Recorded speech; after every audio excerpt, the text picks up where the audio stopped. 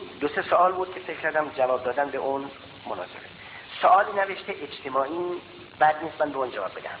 نوشته که گذاشتن ریش فرض است یا سنت؟ کلاً تراشیدن ریش 100 سال بیشتر سابقه نداره، حد اکثر 100 سال. در تاریخ سیاسی ایران خودمون چنین نوشتند: اولین سیاستمداری که در ایران ریش تراشید احمد شاه قاجار بود. شاه قاجار اولین بار که به پاریس رفت اونجا ریشش تراشید و برگشت.